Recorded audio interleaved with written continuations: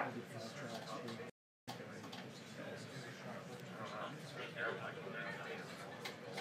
noticed that some shuts down. It seems legit.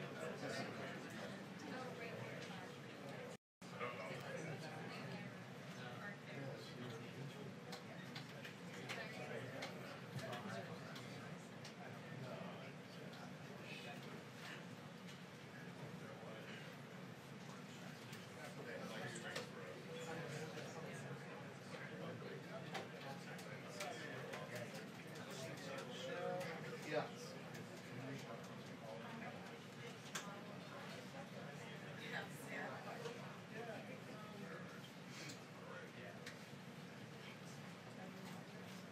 What's up with sharing? Okay. Just like this?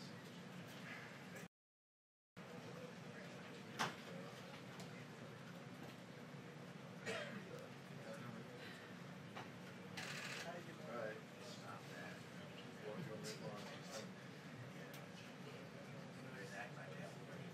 Okay. Yep.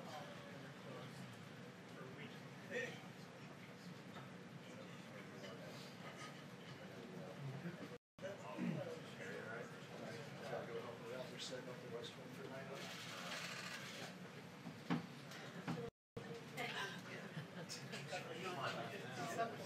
Stop it. So if you're Okay, so this is encouraging. 30 minutes, guys.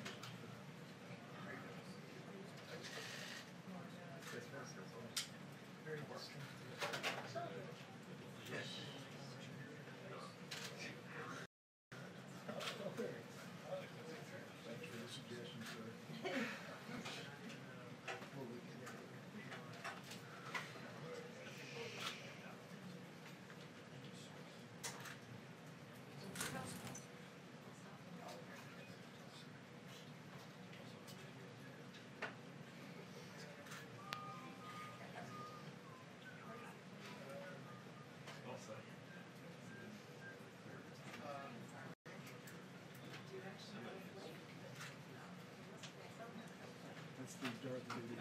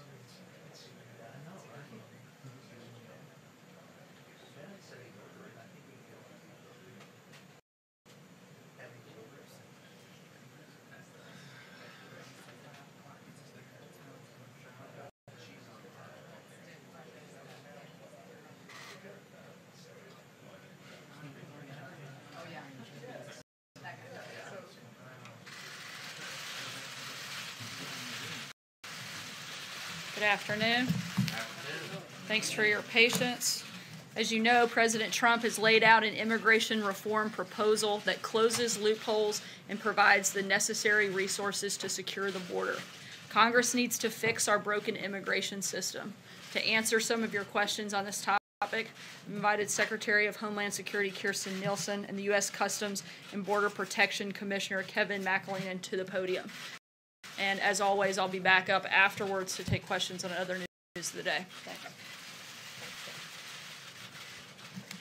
Well, good afternoon. It is my pleasure to be here because I would love to see if I can help explain some of what's going on and give you some of the facts. I know that there have been a lot put out there, but hopefully we can clarify some things today. I just wanted to start by thanking the sheriffs of the United States. I had the privilege of speaking to them this morning at the National Sheriff's Association conference. We are so thankful for their partnership at DHS and all they do to protect our communities, so I thank them.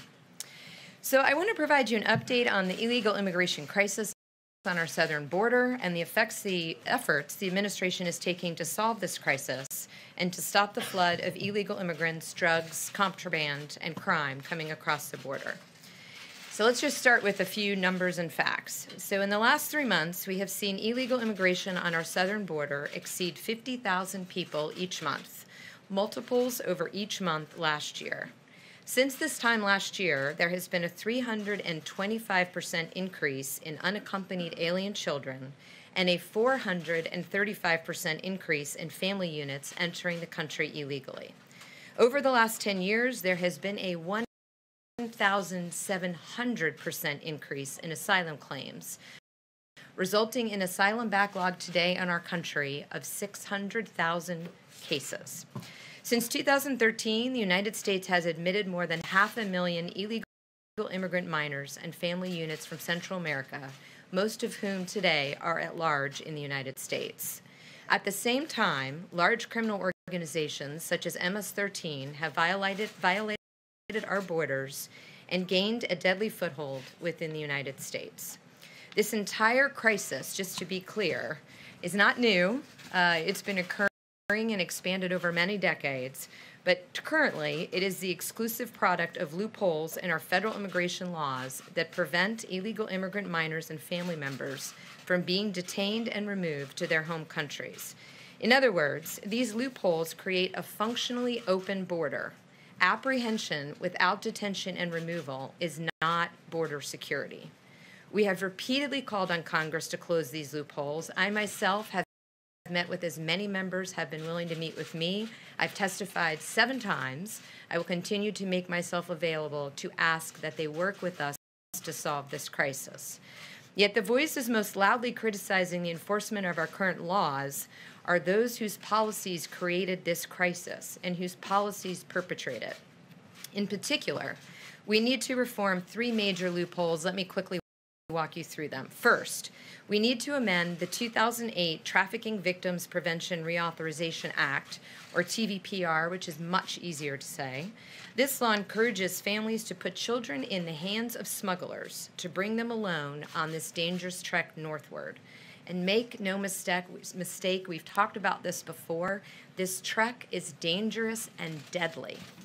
Second, we need to reform our asylum laws to end the systemic abuse of our asylum system and stop fraud. Right now, our asylum system fails to assist asylum seekers who legitimately need it. We are a country of compassion. We are a country of heart. We must fix the system so that those who truly need asylum can, in fact, receive it. Third, we need to amend the Flores Settlement Agreement and recent expansions, which would allow for family detention during the removal process. And we need Congress to fully fund our ability to hold families together through the immigration process. Until these loopholes are closed by Congress, it is not possible as a matter of law to detain and remove whole family units who arrive illegally in the United States. Congress and the courts created this problem, and Congress alone can fix it. Until then, we will enforce every law we have on the books to defend the sovereignty and security of the United States. Those who criticize the enforcement of our laws have offered only one countermeasure: open borders, the quick release of all illegal alien families, and the decision not to enforce our laws. This policy would be disastrous. Its prime beneficiaries would be the smuggling organizations themselves, and the prime victims would be the children who would be plunged into the smuggling machines and gang recruitment on the trip north. There's a lot of misinformation about what DHS is and is not doing as it relates to families at the border, and I want to correct the record. Here are the facts. First, this administration did not create a policy of separating families at the border.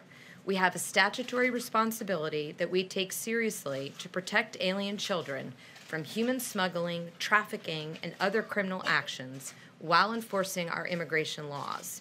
We have a long existing policy, multiple administrations have followed, that outline when we may take action to protect children. We will separate those who claim to be a parent and child if we cannot determine a familiar or custodial relationship exists. For example, if there's no documentation to confirm the claimed relationship between an adult and a child. We do so if the parent is a national security, public, or safety risk, including when there are criminal charges at issue, and it may not be appropriate to maintain the family in detention together. We also separate a parent and child if the adult is suspected of human trafficking. There have been cases where minors have been used and trafficked by unrelated adults in an effort to avoid detention. And I'd stop here to say in the last 5 months, we have a 314% increase in adults and children arriving at the border fraudulently claiming to be a family unit. This is obviously of concern. And separation can occur when the parent is charged with human smuggling. Under those circumstances, we would detain the parent in an appropriate secure detention facility separate from the child. What has changed is that we no longer exempt entire classes of people who break the law. Everyone is subject to prosecution.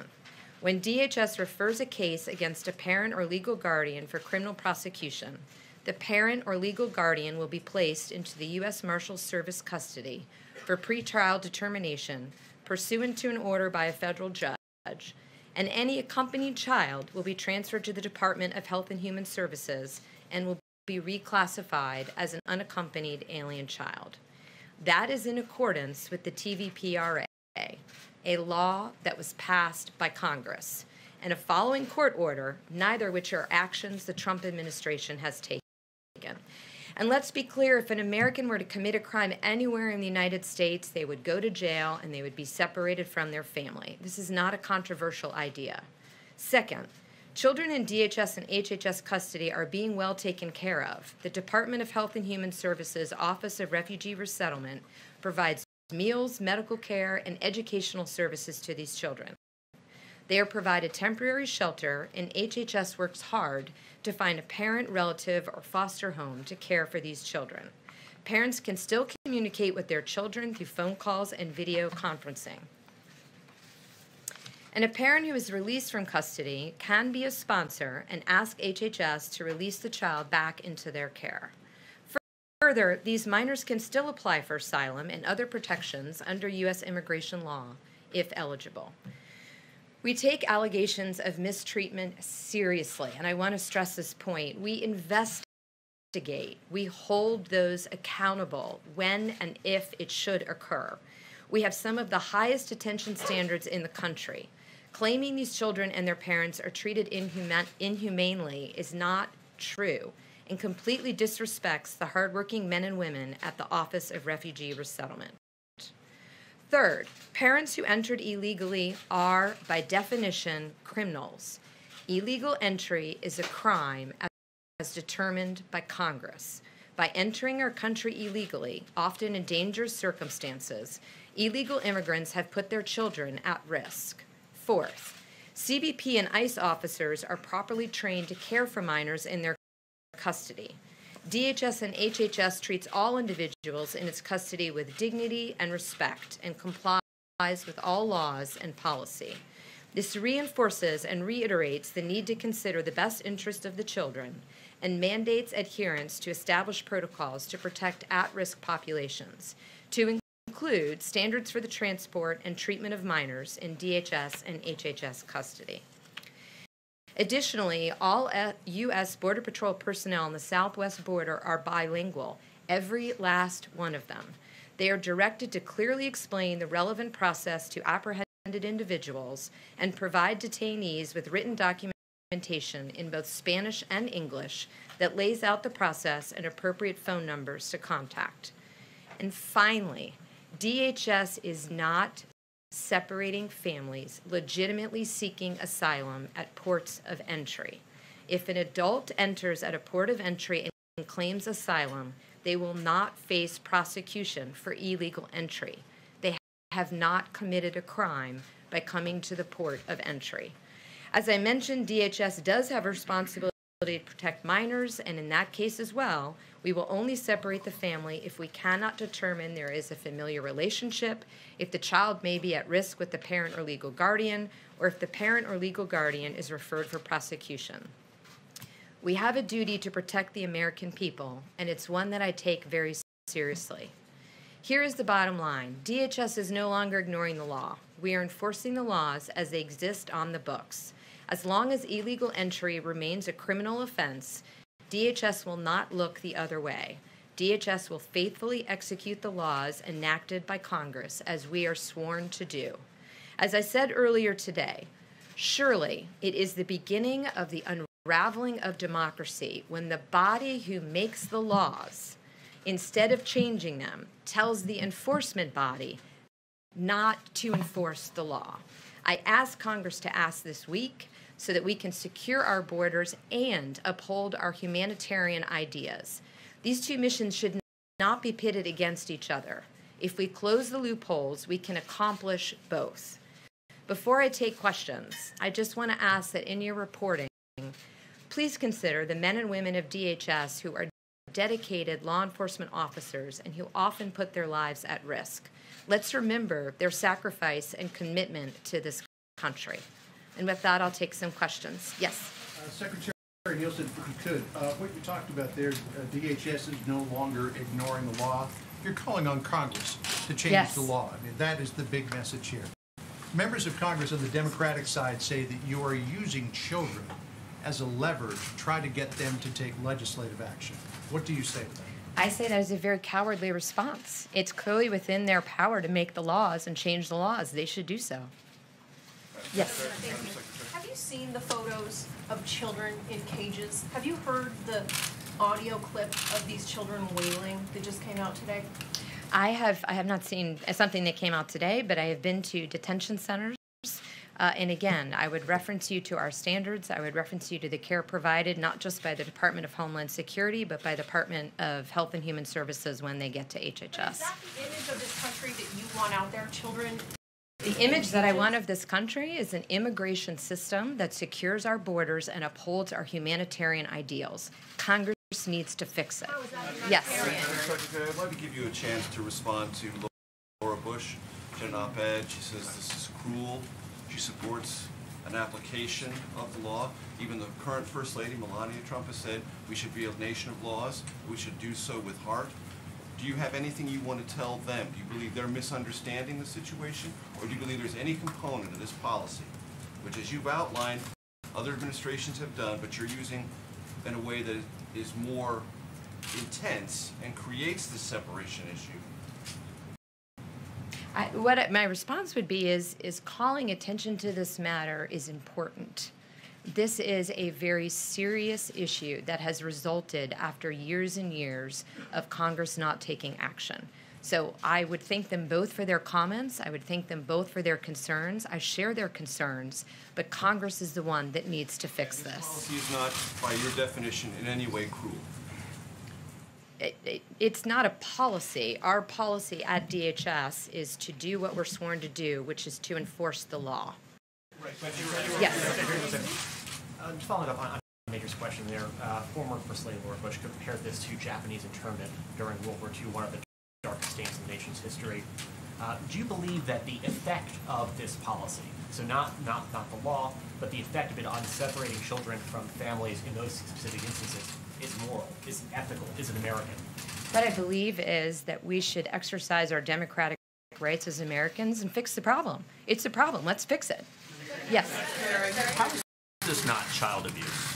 Which, be more specific, please. Enforcing the The law? images that Cecilia was talking about and the sounds that we've seen from these big box stores, the Walmarts, the other stores, when you see this, how is this not specifically child abuse for these innocent children who are indeed being separated from their parents?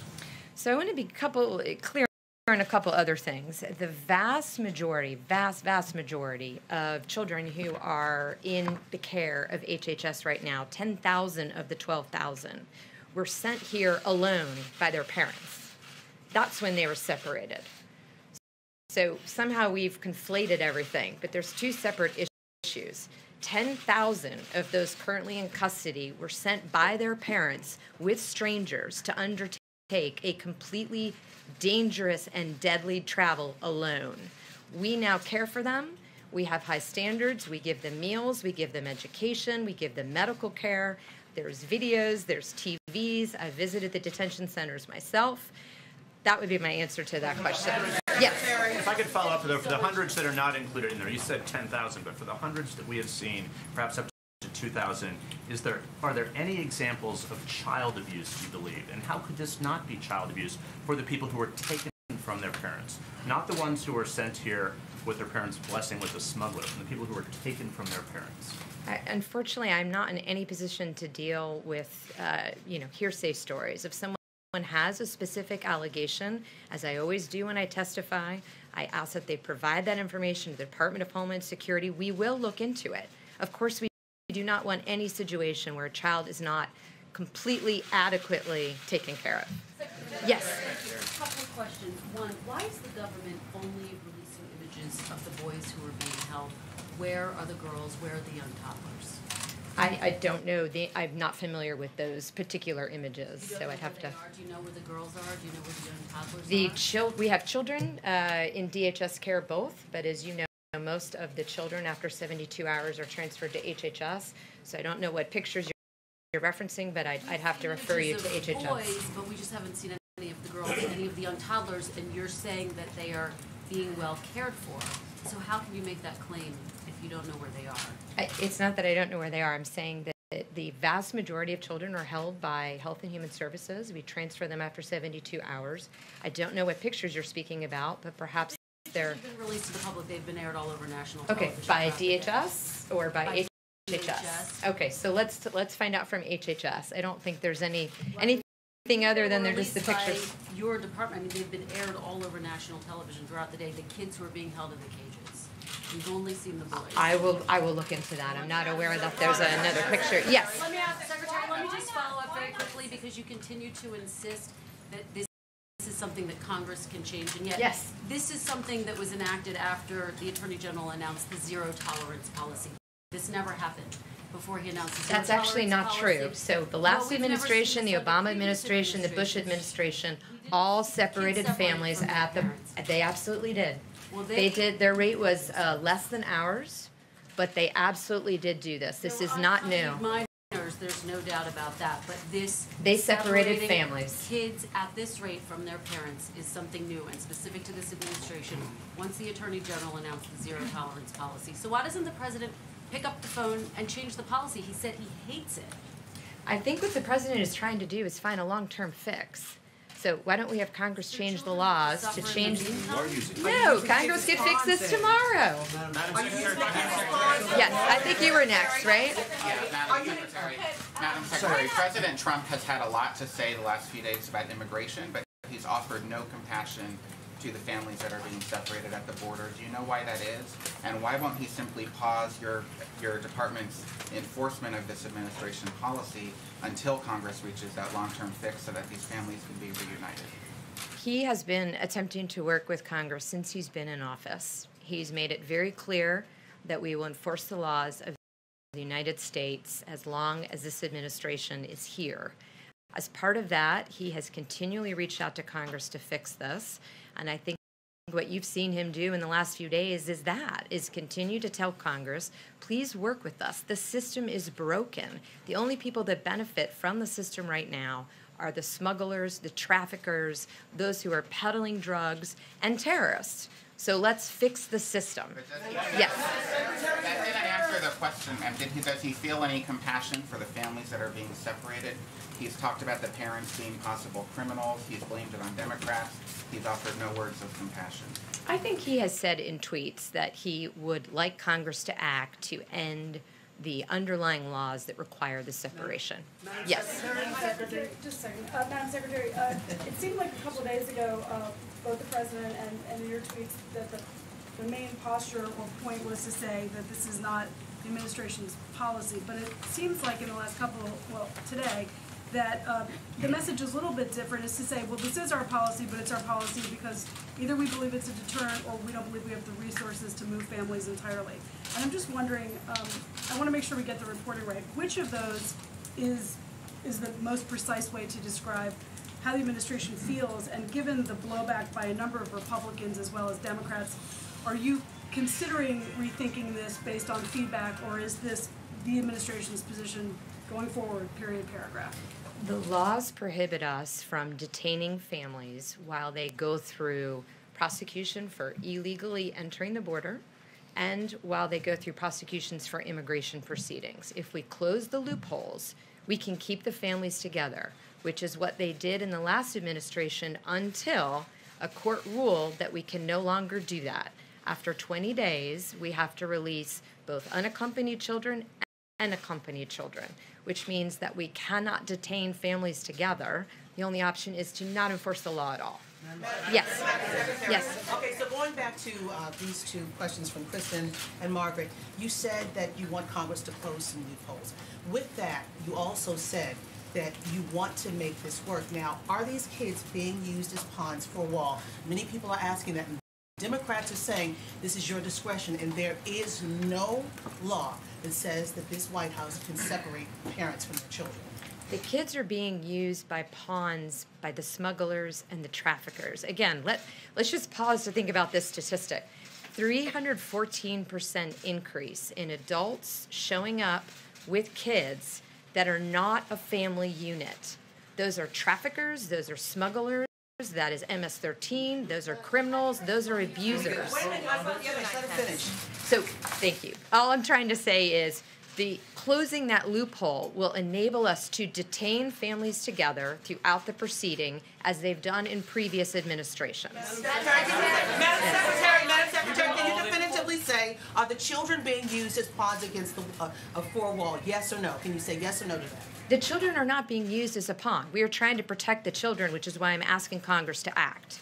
Yes. Lay out as the legal framework for the decisions that your administration's made. Are what we're seeing, the pictures, the audio, the stories, are they an intended consequence of the administration's decision-making or an unintended consequence? I think that they reflect the focus of those who post such pictures and narratives.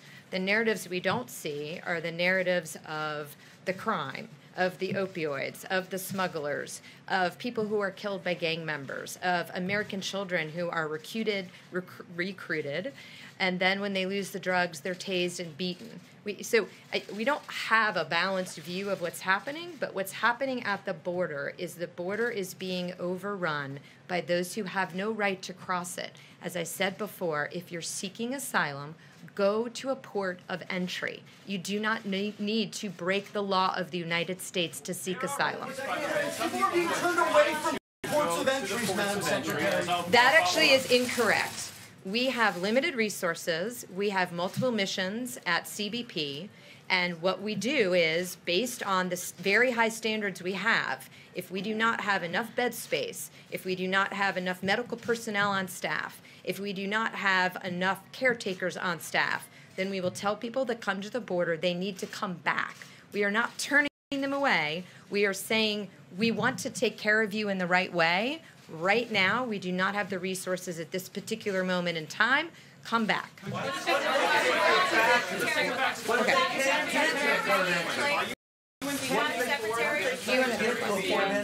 you very much. Are you intending for this to play out as it is playing out? Are you intending for parents to be separated from their children? Are you intending to send a message? I find that offensive. No, because why would I ever create a policy that purposely does that? Perhaps it's a deterrent. deterrent. No, AG says it's says it was a deterrent. the way that it works. Said it was a deterrent.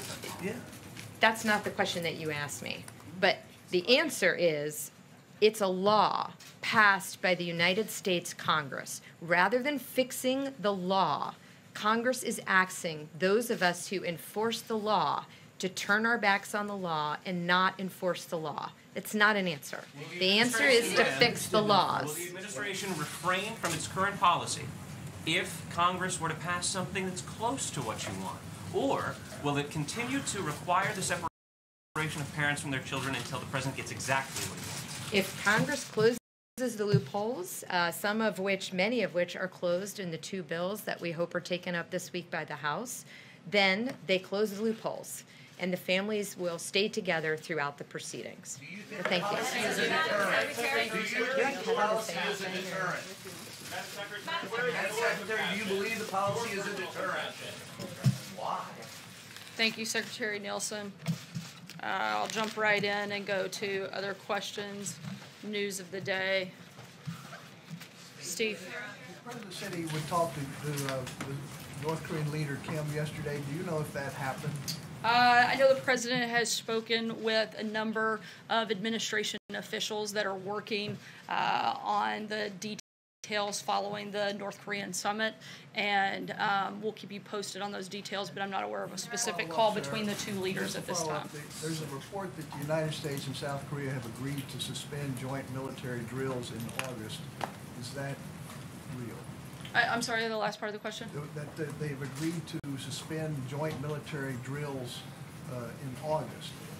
Are you aware of this? Those conversations are ongoing at this point. As long as the North Koreans continue to act in good faith, as we saw in Singapore, then we expect those things to be on pause at this point. Bill? Yes, Sarah, has the president discussed the family separation policy with the First Lady in light of her statement yesterday? And does he have any plans to come out and address the American people, maybe take some questions about how his administration is enforcing? The president did take a number of questions, as I'm sure you're all aware, on Friday, in which what he actually said very closely mirrored what the First Lady said. He said he hates seeing this. He's called on Congress, not just Friday, but for months he's called on Democrats in Congress to work with him. Let's fix this problem. The president isn't trying to kick the can down the road. He's actually trying to work with Congress to get real solutions and to fix the problem, and that's what we're doing. Jeff, and I'll take your question, since you and your network falsely accused me of not wanting to be here, so I'll be glad to pass that question on to you now. Why did you decide to have Secretary Nielsen answer questions instead of you? I'm here answering questions as well, but I thought it was important for the Secretary and one of the primary experts on this process and the things that are going on to come out here and have the chance to speak to you, and for you guys to be able to ask questions directly of her and the leaders in this administration. But I'm standing here in front of you. John? I have a real question. Would the president sign a bill that did not I wondered if you were going to throw it away. Would the president sign a bill that did not include border funding if it did indeed close this loophole that Secretary Nielsen talked about? Would he sign that specific bill, or does he require an entire bill with that $25 billion in border? We've laid out what we would like to see on a number of different occasions. There are currently 2 bills that are in process in the House. The president supports both of those pieces of legislation that we have voiced support for the details in those. The president doesn't just want to see a Band-Aid put on this. He wants us to actually fix our immigration system. He's tired of administrations claiming that they want to help the system and then just kicking the can down the road. He wants to actually fix the problems. He wants to secure our border. This isn't just something we can tinker with. We have to actually fix the entire system, and he's committed to doing that. He would require again, we've laid out what we want to see in legislation. The president wants to fix the system, and we're committed to doing that, and we hope Congress will actually do their parts. Democrats have got to stop playing political games and actually come to the table and get real about solving the problem. John? Thanks. On the IG report and the hearings in Congress with Mr. Horowitz and Director Wray, the president tweeted several times today and yesterday that the Mueller investigation continues to be, quote, a witch hunt. He said on Friday that after reviewing the IG report, it shows that there's no evidence of collusion. His own FBI director today said that Mueller is not on a witch hunt and that the report doesn't speak to the special counsel investigation. How is there that disconnect there between what the president believes another branch of his administration is doing? The president's been clear. He was obviously very involved in his campaign, and he's laid out a number of times that there was no collusion, and he strongly feels this is a witch hunt. The president's also said that the IG report clearly calls into question the credibility of James Comey and many other senior FBI investigators who have been involved in the Russia investigation, and that report validates the claims that he's made repeatedly. Dave? Thanks, Sarah. The governor of Massachusetts, who's a Republican today, reversed course and ordered the National Guard not to send assets or personnel to the southwest border because he said the actions of the federal government are resulting in the inhumane treatment of children. Would you comment on that, and have you seen any other impact on border operations from this whole situation? I haven't seen his comments specifically, but I would tell him that he should call every member of Congress, particularly those in his own state, and ask them to fix the laws. There's only one body here that gets to create legislation, and it's Congress. Our job is to enforce it, and we would like to see Congress fix it. That's why the president has repeatedly called on them to work with him to do just that. Deborah? What was the president's reaction to Laura Bush's piece in the Washington Post? I'm sorry, what was the last part of your question? What was the president's reaction to Laura Bush's piece in the Washington Post? I didn't speak directly with him about that, but I'm happy to address the concerns and echo what Secretary Nielsen said. Look, we share the concern. The president himself said that he doesn't like this process, but once again, it's Congress's job to change the law. We're calling on them to do exactly that. And frankly, this law was actually signed into effect in 2008 under her husband's leadership, not under this administration. We're not the ones responsible for creating this problem. We've inherited it, but we're actually the first administration stepping up and trying to fix it. John? Thank you, Sarah. I have here in my hands some figures from the German Ministry of the Interior under Minister Seehofer, which says that crime has gone down 5.1% in Germany. In fact, it's the lowest rate in a quarter century in Germany. Violent crime down 2.4%, burglary down 23%, and theft down 11.8%. Where did the president get the statement that crime was way up in Germany under the Merkel plan for admitting refugees? I'm not aware of the report that you're referencing, but I'd be happy to check into it and circle back. It's from the German Ministry of the Interior. I heard that part, but I haven't seen it, but I'll be happy to check into it and circle back. John? Thanks a lot, Sarah. I read the First Lady's statement that was put out, and she seems very troubled by this zero tolerance policy. Is there any sort of daylight between the president and the First Lady on this issue? I think we've made it abundantly clear that the daylight exists between Democrats and Congress and their ability to change this law. The president himself said that he doesn't, he hates these images, he hates this process, and that's why he's asked for it to be fixed. I feel like we keep ignoring the fact that the president isn't the one that creates the law, but it's Congress's job to create the law, and the president's already laid out and gladly stated a number of times publicly that he would sign legislation that fixes these loopholes and fixes our immigration system. I think that people should be begging and banging down the doors of Congress and asking them to join with the president instead of fighting him, instead of constantly criticizing. Why aren't they offering solutions? You have people like Nancy Pelosi and Chuck Schumer who come out and complain and attack. It's because they have no message, they have no solutions. We've laid out a solution, and we'd like to see them work with us to put it in place. Steve? Also critical of this particular policy, besides the people that you mentioned on the Democratic side, are a number of Republicans and also some very prominent members of some of the president's base, evangelical Christians. Do you know if the president has heard from those members of his base, evangelicals in particular, had discussions with the president about this particular policy, and can you sort of fill us in on discussions the president may have had in that regard?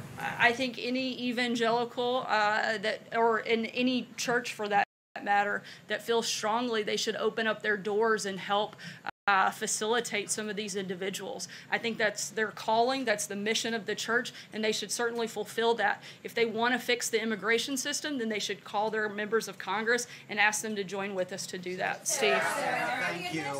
Sorry, Steve, go ahead. There's some confusion about this Space Force that the president announced today. Did he actually sign anything? Does he believe that this can be done without the approval of Congress? The Air Force appears opposed to it. Where is the support for this coming from besides the president? The president's asked the Department of Defense to start the process. We're in the beginning stages of it, and we're going to work with the Department of Defense and the other relevant parties to put it into place. Francesca?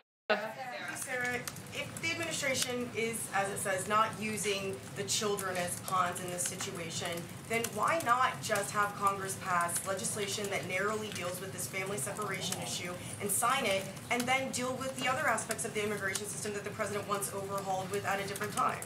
Once again, we want to fix the entire system. We don't want to just tinker with it. The president is tired of watching people kick it down the road and not take responsibility and not fix the problems that we have.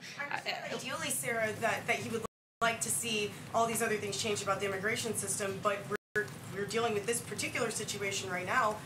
We're dealing with a number of situations. That's not the only one. We have people flooding over the borders. Look, the president wants people to come to this country, but we want them to come legally and through the right process. And that's what we're asking. We want to secure the border. There have been a number of individuals that are permanently separated from their families due to the illegal aliens that have come across this border and murdered and killed American citizens. Where is the outrage over that separation? We want to fix the whole thing. We don't want to just tinker with one part of it. This is a broken system, and we've got to quit ignoring it. Just ignoring the rule doesn't fix it, and that's what this administration is actually trying to do. I'm going to take one last question. Sager? Thank you, Sarah. So the Secretary Pompeo came out today, and he said that in exchange for denuclearization on the Korean Peninsula, that the United States had committed to updating the armistice agreement that's currently in place. Can you confirm that the president did make this commitment to Kim Jong-un, and what exactly does updating the armistice mean? Does it put the future of U.S. forces on the Korean Peninsula in question, and just any more information you could update us on in that regard? We're finalizing the details of what the process will look like. Certainly would confirm Secretary Pompeo's comments and would refer you to the State Department and the Department of Defense, who will be putting those details out and together. Thanks so much, guys. Have a great day.